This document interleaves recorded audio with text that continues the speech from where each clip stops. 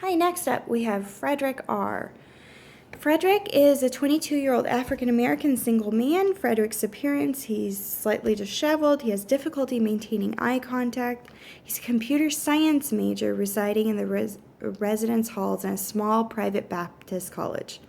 During the past several weeks, family and friends have noticed increasingly bizarre behaviors. Frederick has stopped going to class. Lots of red flags, right? On many occasions, he's been overheard whispering in an agitated voice when alone. Ding, ding, ding. Perhaps some symptoms of a delusional disorder, right? So we're going to start looking in the schizophrenic type arena. At the time, Frederick insists he's the reincarnation of Jesus. Wow, yes, we for sure want to look there. Occasionally goes out to bars with friends, but has never been known to abuse alcohol or drugs. He has a history of childhood asthma that reoccurs on occasions with stress. Recently, he's broken up with a girlfriend, accusing her of trying to give him drugs and poison him. Wow, pretty serious accusation. Frederick's parents have tried to take him to a psychiatrist for an evaluation, but he refused because they failed to recognize him as Jesus. A lot of you went with schizophrenic disorder, which I definitely think he's on his way to schizophrenia. However, timeline-wise, all of these symptoms have just recently started, so you would actually be looking at schizophreniform disorder. And so schizophrenia has a timeline versus schizophrenia form has an easier timeline. So if you look at the criteria, so I'm pulling up in my DSM-5.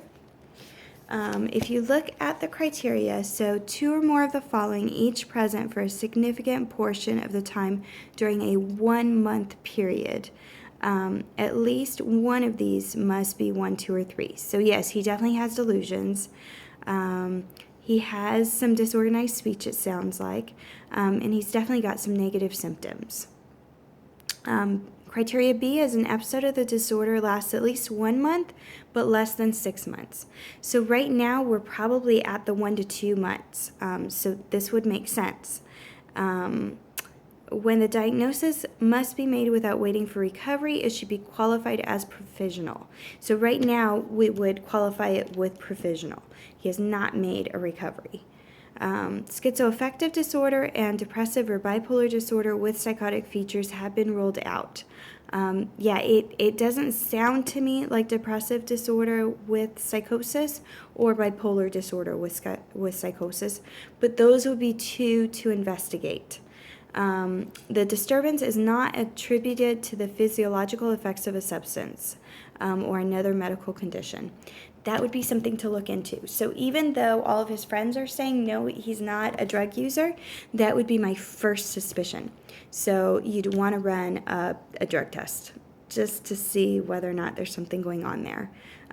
Because if this were due to a drug, that would make sense. If we detox him, then we would have to see whether or not he continues to have the signs and symptoms. Spice is one of the ones that can actually cause symptoms like this, as is bath salts.